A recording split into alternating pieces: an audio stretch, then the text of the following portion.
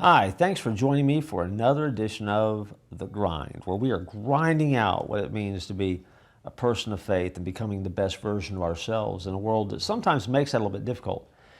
There are no shortcuts to it. There's no instant way to get it right all of a sudden. There's no formula that will make it happen any quicker. It is a grind. Roll up your sleeves, get to work, and make it happen. See, I know that when I say you need to be spiritual, or when someone tells me I need to do something, I'm like, well, give me a list what I need to do.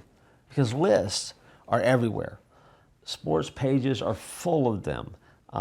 List of current teams and their standings, list of championships, record books are loaded with them, a list of Hall of Famers, a list of award winners, highest records, lowest records, most paid, best paid, highest paid athlete, highest paid coach, worst paid athlete, worst, you get the idea. There's also lists outside the sports world of best movies, and there's also a list that counters that, worst movies. There is a list of bestsellers, and then there's a list of books that were the worst books of the year. There's a Fortune 500 list. And even the religious world has a list. Top pastors, biggest churches, fastest growing churches, churches with the most baptisms, churches with the most popular praise band, churches that have the best looking stained glass windows. I mean, you figure out what the list is. There's lists everywhere about all of that. Usually, as I look at most lists, it dawns on me that a list is nothing more than just finding out a quick bit of information you go on. I think somewhere on my bookshelf right now I have the book of lists, because it's just not enough to read a list. You want to have a whole book full of lists. And it's a list about anything. But if you take the time and look, the Bible also is a book that contains lists. Now, the most obvious list should be the Ten Commandments. Do those things and your character is more godly, it will be more holy. He lists in that list the things that he loves and the things that he hates and what we should do and some things that we shouldn't do. The Apostle Paul lists what he calls the fruit of the Spirit, not fruits of the Spirit, not nuts of the Spirit, but fruit of the Spirit. One fruit, a whole lot of variety there. But he lists them, all characteristics that you're supposed to have in your life. See, we look at that list and we go, I want to pick and choose what I want to be. You don't get to do that, because that's not how it's written. You have to become a person that does all of those kinds of things. Peter lists the qualities of a maturing Christian in 2 Peter. John lists the first century churches that represented examples of what to do and what not to do. There are lists of qualifications for being an elder or for being a deacon. There are lists of sufferings that people faced or events in their life. List, list, and list. Throughout our life, we always have a list somewhere that we are using to measure ourselves against, or using that list to pull information that we need.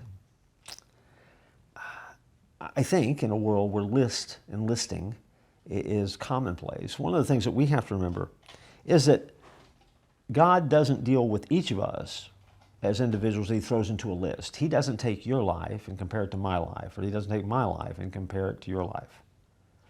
He doesn't see which one of us reaches the top 10 best followers.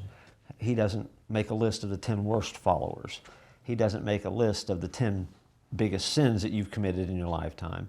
Because when we get to see him and he opens up the book, he's not going to be reading a listing of the best and the worst of. He's going to read what is an account of our life, and the things that will be listed there will be those things that we will be rewarded for, because we already know the things that we've done wrong are forgiven.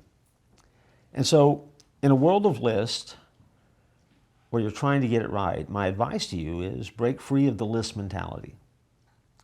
Listing is easy, it's a great way to organize, and it helps us because that's the way that we're wired as people. But understand that when you're called to be a follower of Christ, you're called to move outside the lines. And when you start embracing the grind, you begin to discover that sometimes the way that you're following and the way that you're learning to follow isn't as simple as putting a list together.